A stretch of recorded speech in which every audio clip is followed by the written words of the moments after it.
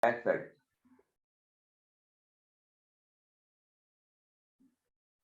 Bien, entonces como hidróxido tenemos la bauxita, que es el más importante de los minerales, ¿sí? que debe su nombre a la localidad de Vaux, en Francia. O sea, por esa razón le llaman bauxita. Hay grandes galerías, ¿no es cierto?, así en montaña, donde se encuentra confinado este mineral. Bien. Bueno, en la forma de silicatos, punto y aparte podemos poner, en la forma de silicatos, constituye un gran número de compuestos,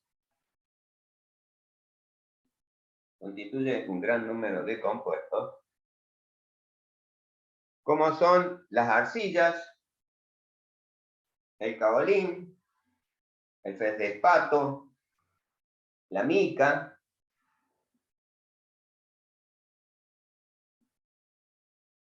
etcétera, como así también la criolita. La criolita es la que habíamos mencionado acá, que es el fluoruro doble de aluminio y sodio. Criolita o fluorita, más o menos la misma designación. Se encuentra en la naturaleza. Bien. Bueno, ahora vamos a hablar de las propiedades del aluminio.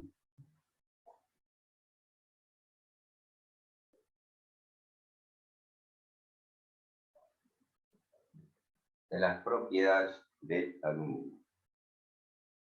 El aluminio posee una temperatura de fusión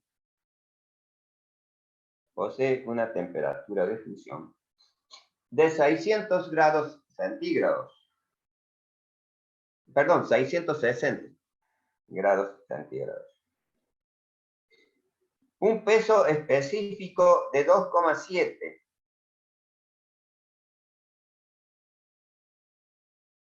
De 2,7. Es más liviano que el vidrio.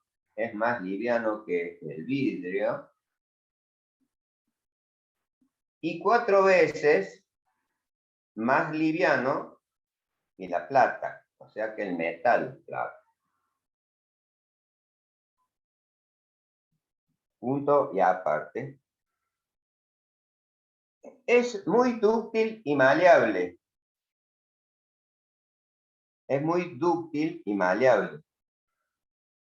Se pueden obtener láminas delgadas.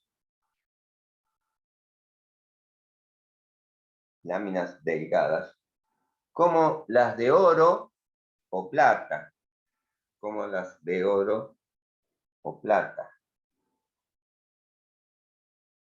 Es un gran conductor del calor y de la electricidad.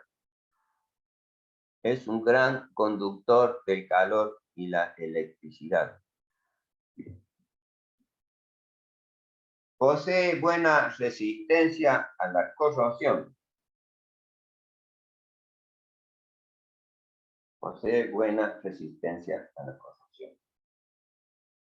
En presencia del aire libre,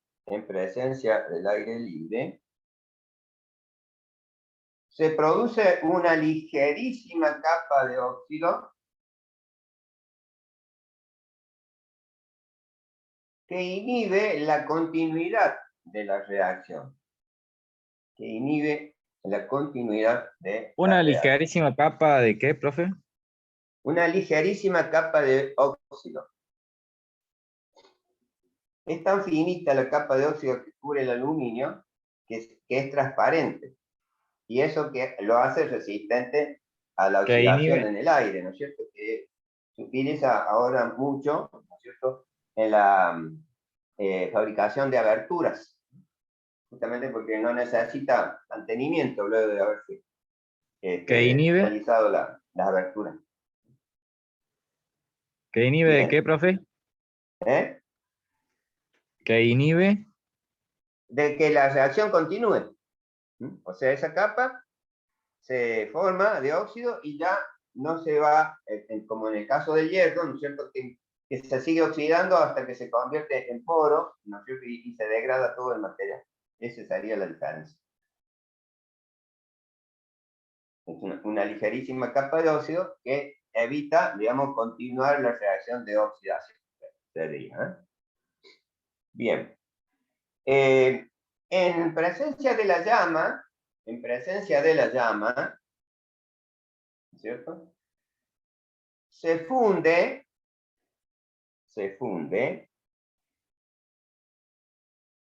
sin arder, ¿sí? Sin arder. O sea, no arde, no genera combustión. Pero en polvo,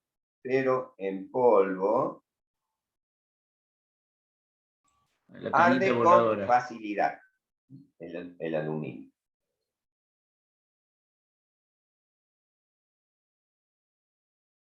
De esta reacción, o sea, de que arde con facilidad, se utiliza la aluminotermia. De esta característica de la oxidación en polvo, se utiliza la aluminotermia.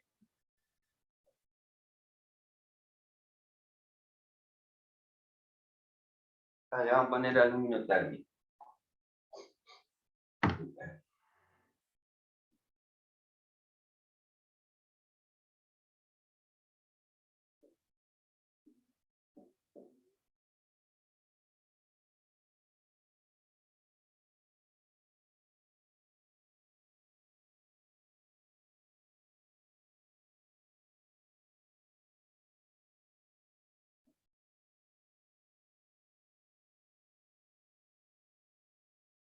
La aluminotermia, entonces, es aluminio y óxido férrico en polvo, ambos elementos, en una relación 50-50,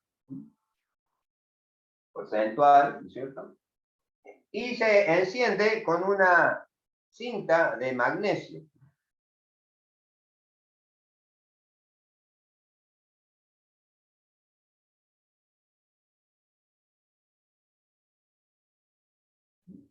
Se hace encender con una cinta de magnesio y se va a producir una reacción que convierte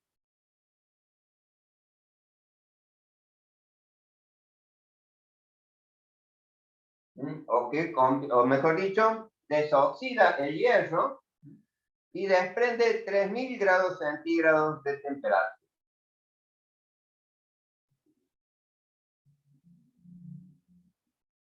A ver si no entendemos, ¿no es cierto? Es decir, la aluminotermia es una reacción del aluminio en polvo con óxido férrico, ¿no es cierto?, en polvo, con una relación 50-50%, que se hace encender con una cinta de magnesio. El magnesio arde con facilidad, ¿no es cierto? Y de esa reacción, ¿no es cierto?, violenta, se produce, ¿no es cierto?, la reducción del hierro y el óxido de aluminio y genera 3000 grados centígrados la reacción. La aluminotermia se utiliza para distintos procesos industriales, ¿no es cierto?, como puede ser, por ejemplo, la soldadura de los hierros o de los rieles, mejor dicho, ferroviarios, ¿no es cierto?, que tienen mucha masa y necesitan precalentarse, ¿no?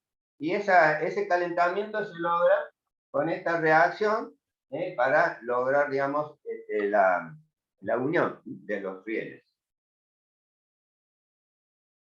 Bien. ¿Se entendió, no es cierto, la reacción?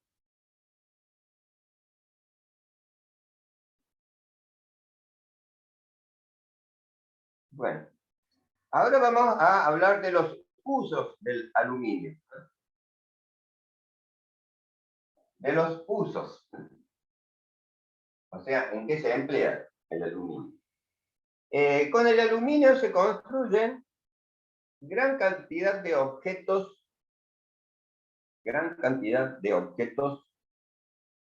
domésticos. Aparatos de óptica,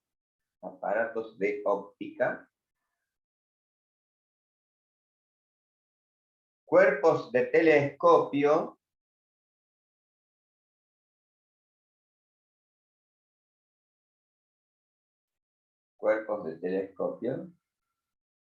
etcétera, punto y seguido también.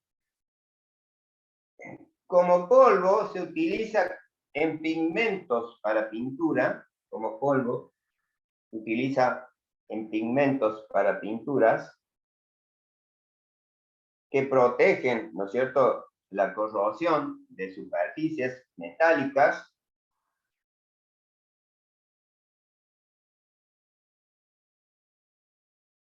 Y es también utilizado para la desoxidación del acero,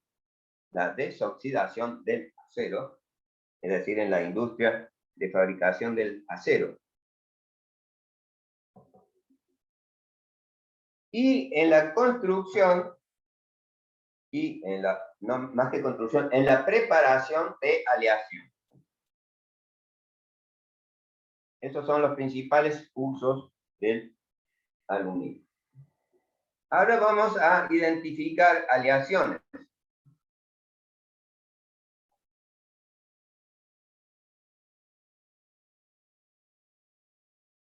Aleaciones.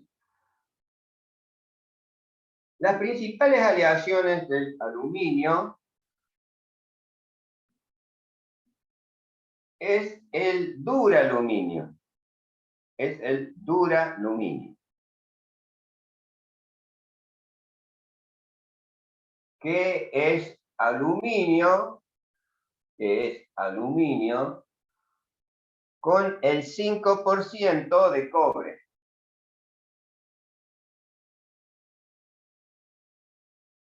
Con el 5% de cobre. Perdón, 4% de cobre. Se me fue. 4% de cobre y 1% de magnesio. El 5% de la totalidad de la vez. Es aluminio, entonces, con el 4% de cobre y el 1% de magnesio. Es utilizado en la fabricación aeronáutica moderna, construcción aeronáutica moderna, desplazando a la madera,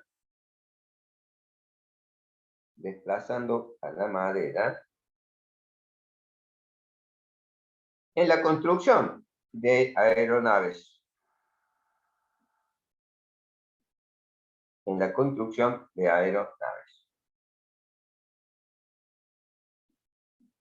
Punto y seguido. Otra aleación de importancia es la denominada magnalio.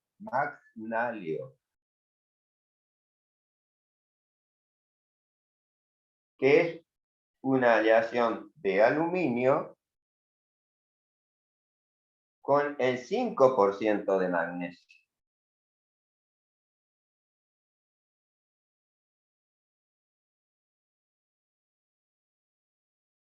Punto y seguido. Otra aleación de gran importancia por su resistencia a la corrosión. Otra aleación de gran importancia por su resistencia a la corrosión es el bronce de aluminio.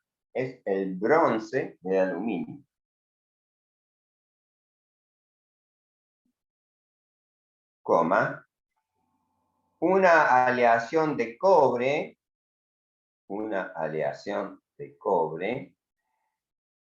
que contiene del 8 a 12% de aluminio. Que contiene del 12 al 8% de aluminio.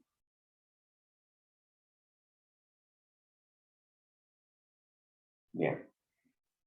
Bueno, entonces, estos usos en general, ¿no es cierto?, habíamos definido, ¿no es cierto?, y de luego las aleaciones principales. Bueno, respecto de esta de consideración, ¿no es cierto?, vamos a ver las aleaciones del aluminio que normalmente están normalizadas en las distintas normas, naturalmente, de fabricación.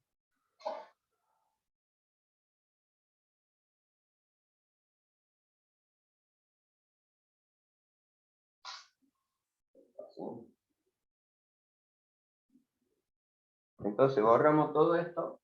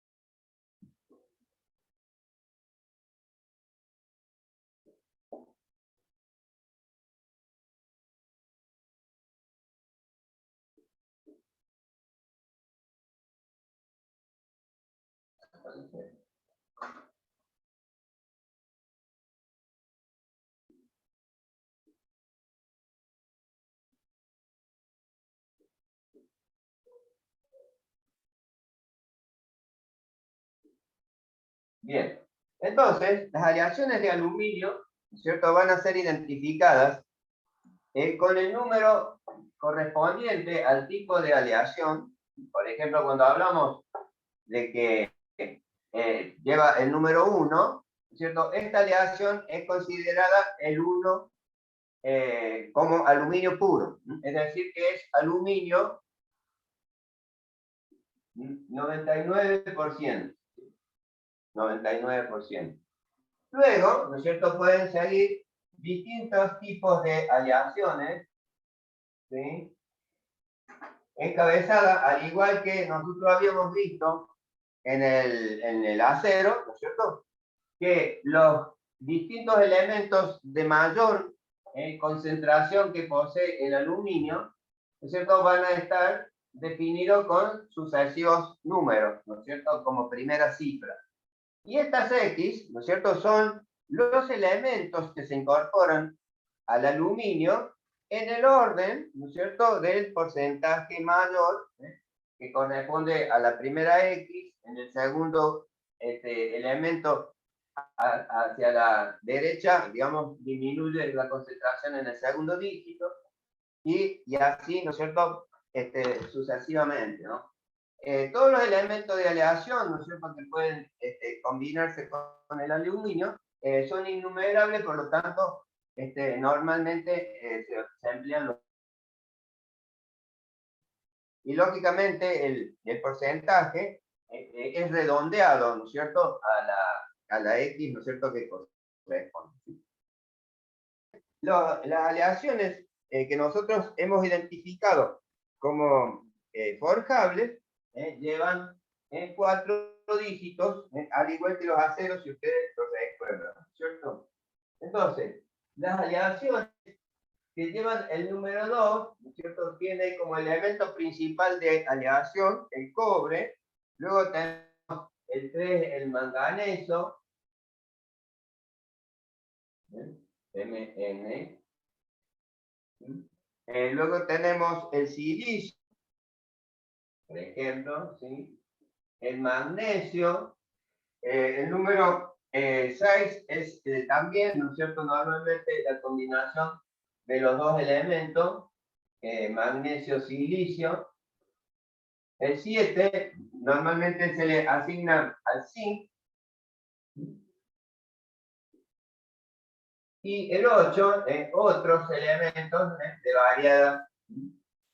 de variadas características, ¿sí? Entonces, lógicamente, cuando yo estoy hablando de aleaciones forjables, ¿no es cierto?, cuyos elementos son aptos ¿para qué? ¿Para qué construcción de piezas? Las forjables. ¿Cuál es el proceso de una pieza forjada?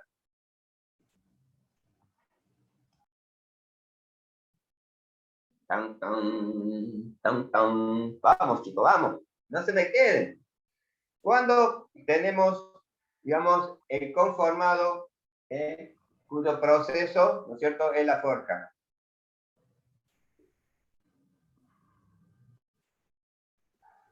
Siempre volvemos al concepto, ¿no es cierto?, de las aleaciones hierro-carbono que le hemos estudiado extensamente, ¿sí? ¿Qué piezas se producen mediante la forja? Chapas. Chapas puede ¿Eh? ser. Chapas ¿Y puede cómo se ser. construye una chapa? El laminado es ese, Laminada. sería. Ah. ¿Eh? Sería laminada. Laminada. ¿Y qué es la laminación? Una deformación. ¿En qué estado? En estado sólido. ¿Qué tipo de sólido? Sólido plástico. Claro, claro, exacto. O sea, que es cortita la respuesta, ¿no es cierto? Pero la tenemos que tener clara, ¿no es cierto? Las aleaciones forjables son aquellas que se van a obtener el conformado por deformación plástica. Es decir, Ok. que está en un estado, ¿no es cierto?, físico, sólido, pero este a su vez, ¿no es cierto?, puede mantener la deformación, ¿no es cierto?, en forma permanente. Mientras que las colables, ¿no es cierto?, es lo contrario. Como habíamos mencionado, en los aceros se obtienen las piezas por forja, laminación, estirado, extruido, ¿sí? Mientras que acá estaríamos hablando de las fundiciones, ¿no es cierto?, en el caso de hierro, ¿cierto?, que se pueden obtener las fundiciones grises, maleables, las blancas, etcétera, ¿no es cierto? En el caso del aluminio también tenemos forjables, aleaciones que fundamentalmente tienen manganeso, que le da un estado plástico importante, ¿cierto? Y después tenemos las colables. Acá vamos a poner las colables, que se identifican, al igual que en el caso de la forjable, pero en vez de tener 4 dígitos, tiene 3 dígitos nomás, en las colables, ¿sí? Y también, ¿no es cierto?, vamos a tener distintos tipos de aleaciones colables, ¿cierto?, que van a estar identificadas según los elementos de aleación en las distintas proporciones, ¿no es cierto?, que estamos mencionando, ¿no es cierto?, según el elemento de aleación. Naturalmente, la primera aleación también es aluminio puro, del 99%. Bueno, ahí no me da espacio para poner aluminio, ¿cierto? Y también tenemos que las del número 2 es el cobre, el 3 es, perdón, el 3 ya me sale, el 4 es el silicio, el 5 es el magnesio, el 7 es el zinc, el 8 tenemos que es normalmente estaño, y el 9 es otros elementos que no están definidos convenientemente en este caso, ¿no es cierto? También estaríamos hablando en que es el silicio, cobre, y también puede tener magnesio.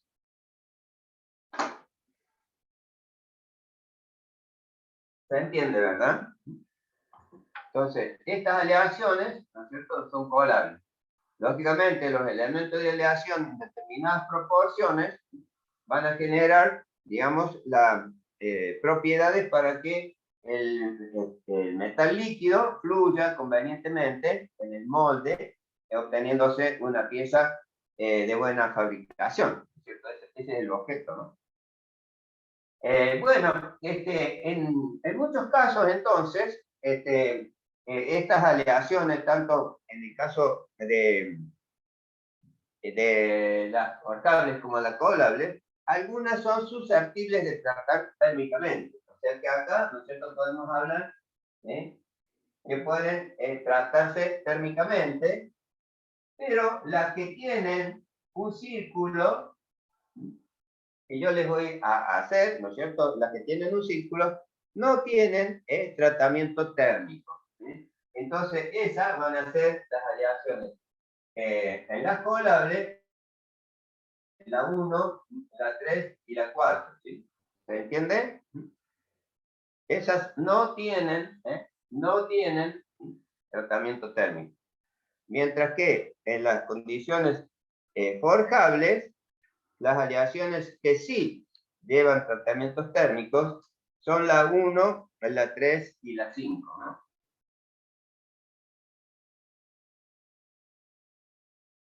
¿Se entiende, verdad? Todas las que no están en círculo, ¿no es cierto?, pueden tratarse térmicamente. A su vez, ¿no es cierto?, las piezas, ¿no es cierto?, que se van a conformar con aleación de aluminio, pueden tener distintos estados, ¿no es cierto?, luego de su fabricación. Y ese estado de fabricación se identifica también agregando una letra, ¿no es cierto?, a la composición química. En cada condición, ¿no es cierto?, se le agrega una letra. Esa letra puede ser, por ejemplo, la vamos a poner aquí, la F, la O, la T, la W,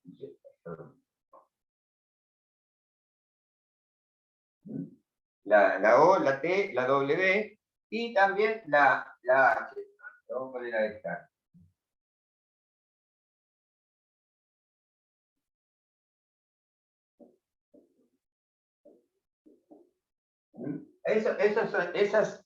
Esas letras, ¿no es cierto?, se asignan, ¿no es cierto?, después de la identificación de la aleación, en ambos casos, y la F significa en el estado de fabricación, o sea que la pieza se fabrica y así se la utiliza. Es decir, puede ir a elaboración mecánica, ¿no es cierto?, pero no necesita otro estado.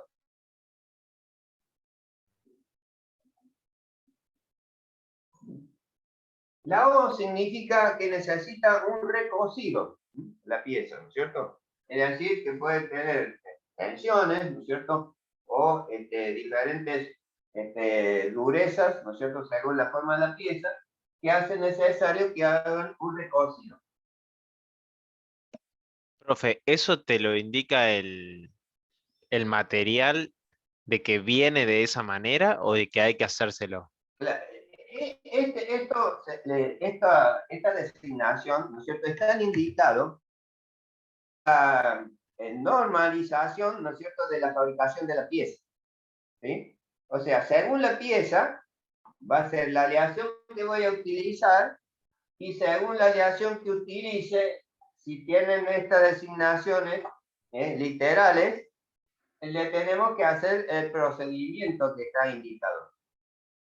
¿Sí?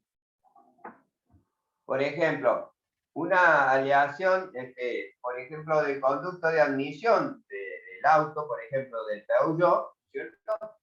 Ese tubo de admisión, ¿no es cierto?, luego de haberse fundido, ¿no es cierto?, se le hace un tratamiento que se adquiere una determinada resistencia mecánica. O sea, H, ¿se acuerdan ustedes con el caso de templabilidad? Significa dureza, resistencia, ¿no es cierto? Por ejemplo, esa tapa de admisión, como les digo, suele, a la aleación correspondiente, que normalmente se funde la pieza, después de fundida se le hace el tratamiento, entonces, que se designa con esta H, que es justamente el trabajo, ¿no es cierto?, que debe tener el material para aumentar la resistencia, ¿no? Entonces, acá tendríamos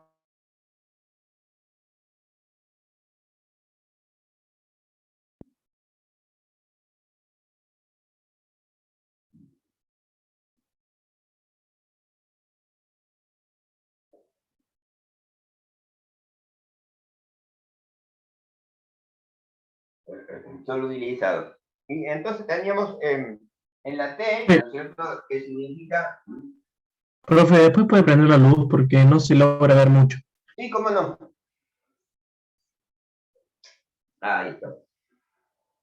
Está medio oscuro, la verdad. Se hizo la luz. Entonces, la designación de fabricación de una pieza, entonces, volviendo, nos indica, ¿no es cierto?, el tipo de aleación que lleva. Si es forjable, se indicará con 4 dígitos. Si es colable, se indicará con 3 dígitos. Y después, esta pieza que construimos con una respectiva aleación, ¿cierto?, puede tener, digamos, o tiene, mejor dicho, una letra, ¿no es cierto?, que le indica cuál es el proceso de fabricación que compone a cada pieza. Entonces, si lleva la F, una vez que la hemos forjado o le hemos fundido a la pieza, adelante, va supuestamente a la elaboración mecánica, ¿verdad? Es decir, determina la dimensión correspondiente según la pieza. Si necesita un estabilizado, normalmente se hace el recocido. Cuando tiene la T, térmica. En la H, ¿no es cierto?, el trabajo mecánico en frío que va a tener la pieza. Es decir, normalmente el trabajo mecánico en frío puede ser entonces la laminación o la forja, ¿no es cierto?, que esa pieza mediante la deformación mecánica va a adquirir un aumento de la H, un aumento de H, ¿no es cierto?, bien, subíndices, ¿cierto?, que se suelen marcar con X, ¿no es cierto?,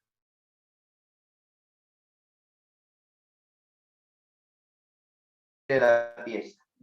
Es decir, cuanto mayor deformación, mayor resistencia mecánica, por lo tanto, ¿no es cierto?, habrá más trabajo en frío. Ustedes recuerdan que la deformación mecánica produce tensión interna compactando los planos cristalográficos y de ese modo, lógicamente, aumenta la resistencia. Como en el caso de las impresiones de dureza, ¿no? Cuando la bolita empuja los planos cristalográficos, nos designa una determinada huella según la resistencia empleada, pero no podemos hacer la misma muestra cerca porque vamos a estar, ¿no es cierto?, tomando una dureza relativamente mayor que la que corresponde a la pieza en cuestión, ¿no es cierto? Ese análisis lo tenemos que considerar como concepto, ¿no es cierto?, de todo lo que vemos, para así poder tener una buena decisión acerca del concepto. Y después tenemos que la W indica que se debe solubilizar. O sea, acá yo puse solubilizado, pero es solubilizado. Y el solubilizado, ustedes recuerdan, ¿no es cierto?, es justamente el tratamiento que hacíamos en el normalizado. Es decir, llevar la aleación a un estado donde el movimiento de la composición química, ¿no es cierto?, de la aleación, ¿no es cierto?, se homogeneiza, ¿no es cierto?, se solubilizan todos los elementos y se obtiene una homogeneidad en la estructura interna. Esta es entonces también el proceso de solubilizar. Bien, entonces ahora vamos a continuar, ¿no es cierto?, definiendo los tratamientos térmicos. Vamos a hacer otra selfie acá del pizarrón.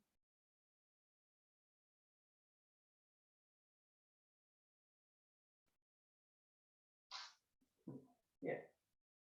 Recuerden que la foto no es privativo de que ustedes tengan que leer, ¿no es cierto?, las fotocopias, ¿no es cierto?, y estudiarla un poco en profundidad.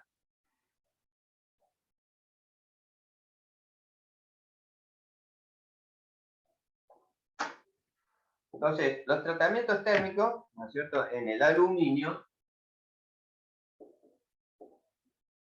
son el recocido,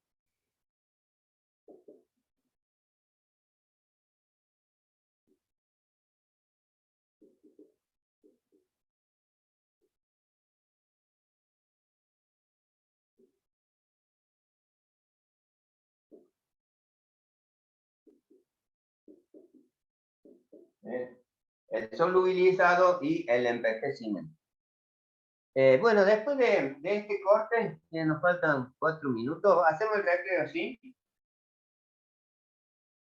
15, 20 minutos. Bueno, profe. Ok, ok. Bien. Entonces, para los tratamientos térmicos de las aleaciones de aluminio, normalmente se efectúan el fecócido, el solubilizado y el envejecimiento. Y el diagrama de equilibrio, del aluminio y sus aleaciones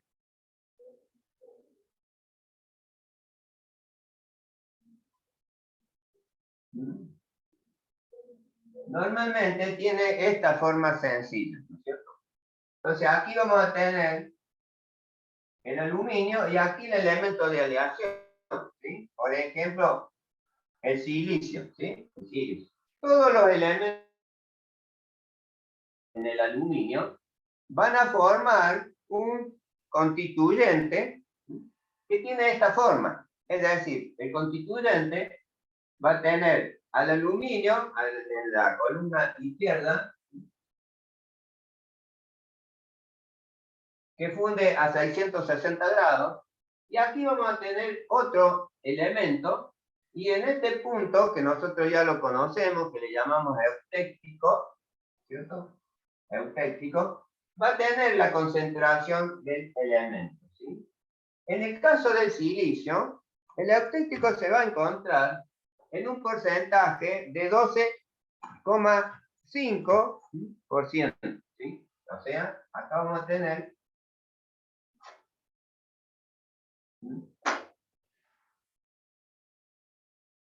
0,5. Y aquí la temperatura del eutéctico es 577 grados. Es muy sencillo el diagrama, ¿verdad? Entonces acá vamos a tener dos fases, donde acá vamos a tener los cristales, ¿no es cierto?, de alfa, del aluminio, más el líquido, y acá vamos a tener los cristales beta, en este caso del silicio, más líquido, ¿sí? Siempre va a ser así, según el elemento, ¿se entiende, verdad? Y lógicamente, el aluminio cristaliza en el sistema hexagonal.